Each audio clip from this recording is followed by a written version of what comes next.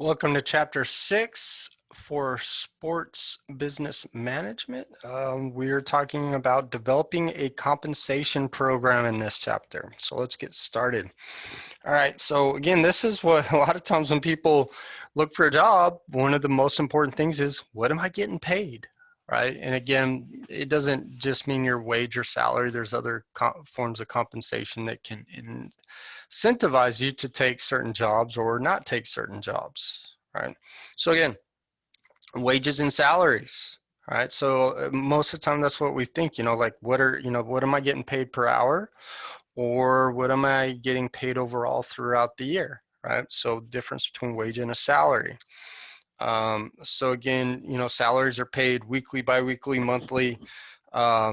Wages may be paid out the same, but your wages are going to vary depending on how many hours you worked, right? Again, there's some benefits to salaries. You always know what you're going to make year by year. Benefits of wages is especially if you're putting in a lot of hours, you make more.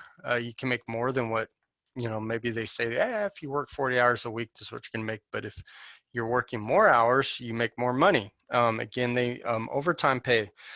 Some places pay you time and a half for overtime or holiday and things like that. So you can make even more money. So again, that could be some benefits for folks that have a lot more hours that they can put into their job. Um, commission. Commission-based pay is, they'll give you things such as sales quotas and so on and so forth, that as long as you hit those, you'll get you get your normal salary, which again, a lot of times in commission-based, the normal salary is not really that impressive. And so you hit your quota for the month, then, this will be something like they'll tell you, oh yeah, without commission, you make 30 grand a year. With commission hitting all your quotas, you're going to make 60 or whatever it is, right? So as long as you hit the quota, you make that. Again, there's a percentage increase when you hit numbers over that, right? And so then you make more money. And again, they may have like, here's first quote, like first tier quota, second tier. So again, they may say, like you can make 60 on up to like 120. And again, commission, whether they can have commission caps where if you sell any more past a certain thing, you don't get anything. So then again, that may disincentivize you to make any more sales. If there's no cap on commission, you got some folks that will just continue to sell all month long, right? So again, those are, there's good and bad with those. Again, one of my issues with sales and commissions with sales is, especially when you sell things such as gym services, sometimes your gym's not the right gym for everybody. And the one thing I always warn people when they go into that thought process of hiring a sales staff that makes their money based on sales and commission is that if you get the wrong person into your gym, that gym's not, like they're like, oh no, this is a great place for you, this is where you're going to thrive. And because again, some gyms have different, they target different audiences. Some are meant for like older adults, some are meant more for athletic training, some kind of hit that target middle of the range, like a little bit of everybody. Some may be more rehab oriented, so on and so forth. But if you get somebody in, you sell somebody the wrong product basically, and they get in and it's not what it was promised to be, they're the type of folks that are going to go out in the community and badmouth your business, right? And so they may basically cost you more than just their membership. So again, that's where sometimes some of these sales and commission-based things, I'm not really, same thing with personal training. Everybody wants to get as many clients as possible, but sometimes that trainer and that client aren't really compatible, and it can come back to bite you rather than, like, hey, I'm just trying to get as many clients as possible type thing. Bonuses and profit sharing are not a bad idea. Again, when people perform well, you should compensate them for their performance.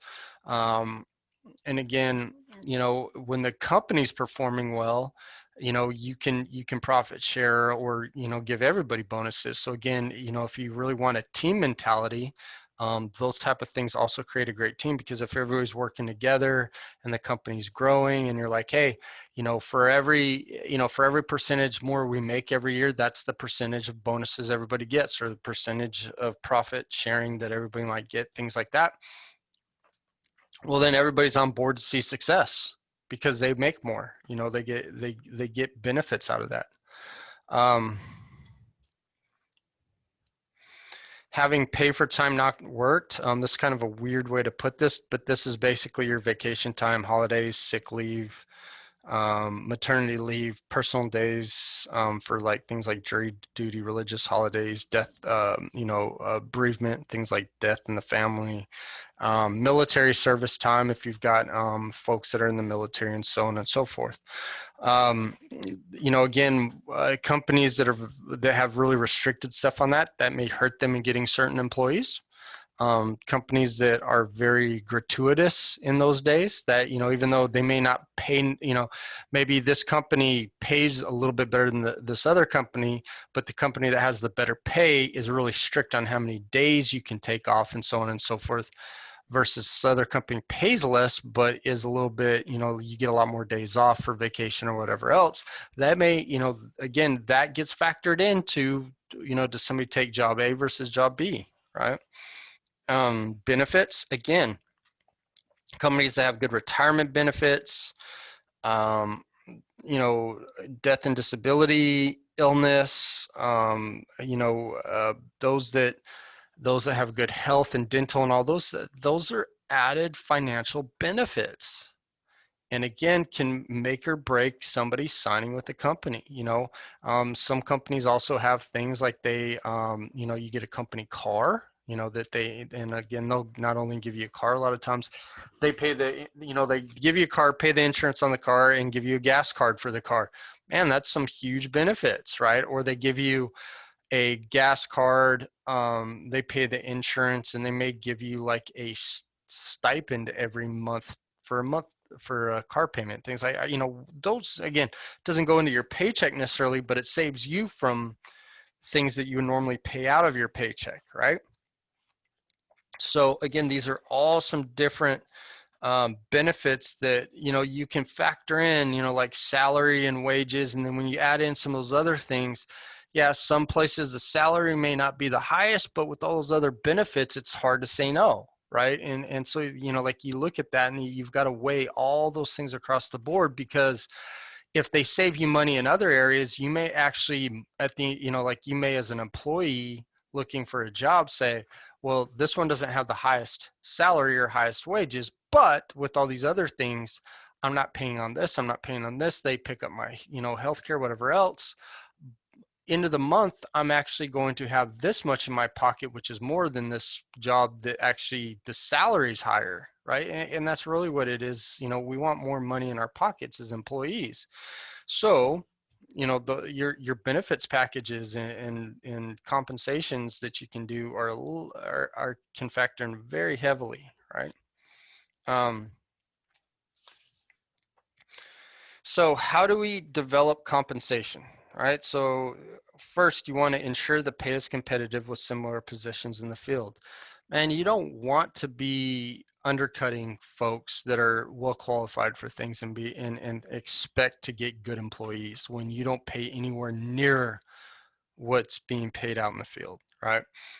Sometimes you may want to set your pay above that. Like if you're wanting the cream of the crop, be one of the better payers, right? But definitely you got to be in that range. You can't be below the range. So look at that. Recognize that employees are income producing assets. Again, good employees make you money. As much as whatever the service or product that you have, your employees will make you money. So if you don't look at them as a constant, like drain on your economics, but a benefit, and you hire the right folks, they will be a benefit. Okay. Folks that consistently have, bad employees, or they don't train their employees and things like that, will have a drain. Okay. Balance payroll costs with employee productivity, right? So you got to figure out what like if you have a good team working for you, because sometimes it's hard to figure out, like, maybe you can figure out individually. So you work, you have a factory and you have this one person that works in your factory that makes like thousands upon thousands of widgets, right? And so everybody's got their little area. Yeah, you can actually see like these employees really make me a lot more than what we're paying versus these employees, and so the cost benefit analysis on certain employees is much greater. Sometimes you can't see that because, again, you think of like gym settings and things like that. Everybody kind of, if you have a good gym, everybody's working as a team. So if you're having a lot of folks coming to the gym, you're getting a lot of people into the personal training, you got a lot of folks that have come in and they're not leaving and so on and so forth because you got a great environment. That's a team effort, right? And so understanding that and realizing that if you have a good team and any breakdown in that team can cause things to shift, you want to make sure that, you've got, a well-funded team, right? And that they're happy and you're taking care of them. Manage your payroll cost in addition to pay rates, right? So again, as pay rates go up or things like that, I mean, you've got to stay with that, right? You can't just, and again, you've got to manage all those things going on. So the different expenses of the club, payroll taxes, so on and so, there's a lot of things that come into that.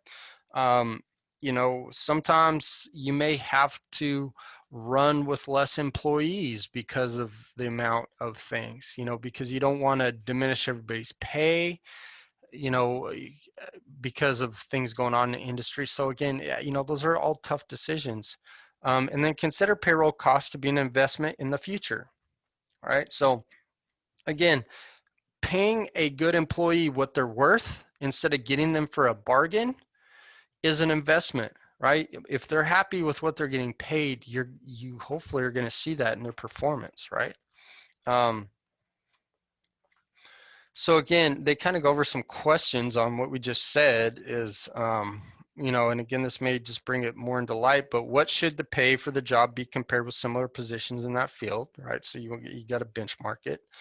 What is the policy with respect to pay for performance? Again, are you doing like, do you have quotas and, commissions or, things like that? Is there a standard policy for performance review pay adjustments? Again, like here at my work, you can get anywhere from a 0% raise to a 4% raise. Will the organization provide health, dental, vision, life insurance, employee assisted programs, 401k, and other things? Again, if so, what does the employee contribute to that? What does the employer pay and the employee? What will be the compensation policy difference for full-time employees, part-time employees, and independent contractors? Right. So, not everybody's a full-time employee. Some people you contract in to come do certain things. And then you got your part-time folks. Our employees provided club membership at no cost. That's a nice perk at gyms, to be honest. Again, if you have a nice gym where it's like a $40 a month, or, say you're at a really pricey gym that's $100 a month or more, that's a really nice perk. Which positions will be designated salaried? Which ones are hourly, commission, paid per class or session? So again, in gyms, typically management is usually, management on up is usually going to be salaried. Front desk staff, because a lot of times it's, you got people working shifts and things like that. They're going to be, they're going to have a per hour wage. Your personal trainers and folks like that are maybe, they're going to be paid per, like depending on, sometimes it depends on the packages they sell. And they're performing for folks. So, some clients, they're making like, say, $50 an hour. Some other clients, maybe 60, depending on what it was. There's all kinds of different ways you have to, account for those things and, compensate for those things. Usually your group exercise those people get paid per class.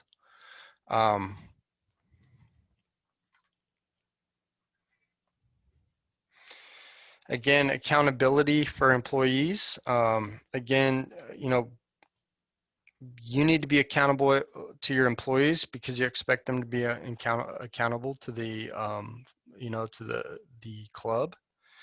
Um,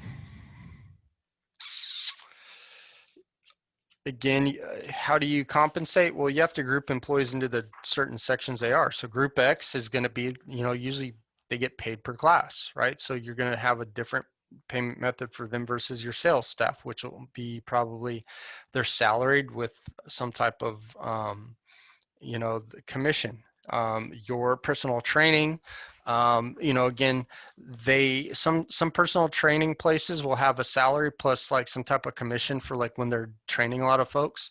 Other places are basically like you get paid per like whatever your clients buy, like, so if your clients buy like, like one session, you get paid this much out of that session. If they buy a package, you get paid this much out of the package that they bought, so on and so forth, right? And then, your front desk staff, a lot of times, because, a lot of times front desk are not usually like folks that are like, they stick around necessarily. You'll have maybe like usually like kids in college come in doing the front desk and getting some customer service experience and things. So a lot of times they're they'll have just wages, right? Because you'll have somebody come in for 4 hours in the morning, somebody comes in for 4 hours in the afternoon, somebody comes for 4 hours in the evening, and so they do things that way. Again, compensation, how are you going to, you got to figure that out based on what they're doing. How do you compensate contractors? How do like, are you going to, again, you do W-2s on these employees, or you can do some type of, like, how are you going to do contractor things? Are you going to do W-2s for them? Are you not? Are they going to have to deal with that? So on and so forth. Are they going to do a 1099? You got to determine, are you going to basically do their taxes for them? Or are you going to basically say, look, this person came and did these things for me over the year. They got to figure out their own taxes, right? So again, your compensation programs will fit to the way that you manage each aspect of your business, right? Sometimes you're going to have to be flexible with how that works, because again, in this society and the way things are, there, we have being flexible instead of rigid. You know, like we talked about in the last chapter, sometimes somebody's position may not be the same position as they came in. So they may have applied and were hired for something, but because of their other skill sets, they do other things. So be flexible in the way you pay them as much as you're flexible in the amount of responsibility and things that you have them do. Keep your program simple. The way that you pay out, like the more complex it is, then the harder it is for them to understand it, the harder it is for them to make decisions whether they want the job, or or people get irritated where they're like, I thought I was going to get this, and you're like, oh no, because you didn't do this by the certain day, we had to retro do this and all these other things, and basically they're not getting paid what they expected to, right? So the simpler the better, right? Again, don't let compensation be a bad word, right? It can, especially when people are looking at, well, this group makes more than we do, and it can be an issue, right? So again, let people know what they're getting coming in. They're going to want to know what everybody else is making too. It is what it is, right? So again, sometimes if you start a gym or whatever, you're gonna have to test your compensation programs, and you're gonna have to adjust them as you go if they're not working out. Again, if you already are working at an existing gym, you may create a new position, and you're going to have to implement a new program, a new position, and new compensation for those, and see if it works. And again, if, every month, half a year, whatever it is, review and adjust, right? If it's not working, review it and adjust it. If it is working, but it could work better, review it and adjust it, right? And again, performance-based pay, there's good and bad with that. So the good is you do well, you get paid well. The bad, again, like I said before, like when salesmen, sometimes salesmen, because if they sell a lot, they get paid a lot.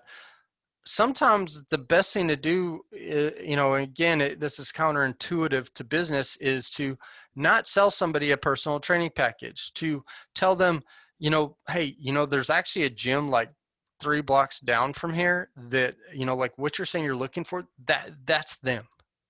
Because again, like I said, if you know, it's like anything else.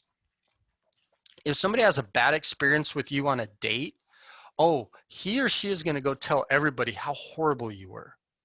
Right? I mean, it's like people like to complain. You know, when people go into a business and they have terrible customer service, they will complain. If you go and eat at a restaurant, the food could be great, but the waiter was terrible, they're going to let everybody know about it, right? But, you know, if somebody's like, oh, you went to that new restaurant, how was it? And like, oh, food was good. You know, a lot of times people don't brag on things, even though they had a great experience. You know, they come to your gym, how's your gym? Oh, it's fine. You know, I like it, I go. You know, sometimes people don't hype up the things that are actually good in their life, including your businesses, but they will let everybody know about you not having the best gym, or your gym sold them something they didn't need, or they don't feel like, you know, they felt like they were oversold. And so sometimes the best sale is not the sale. Sometimes the best client is not taking on a certain client, or even passing a client. You're like, look, personality wise, you know, you're not going to get along with them, or the goals that they're shooting for, it's not the type of training you like to do. But there's somebody in that club that does do that stuff, or they would fit well with them. Pass them on to them in a nice way. Right? It's, and again, it creates a sense of camaraderie with your other trainers, so that when they get somebody that's better suited for you, they're not going to be like, well, I would rather just take this person on. And no, you know, it's like, look, they've sent me like 3 clients, I'm going to send them this client, and you know, like all those things, right? It's just better overall, and the clients are happy, so it's better overall. Okay.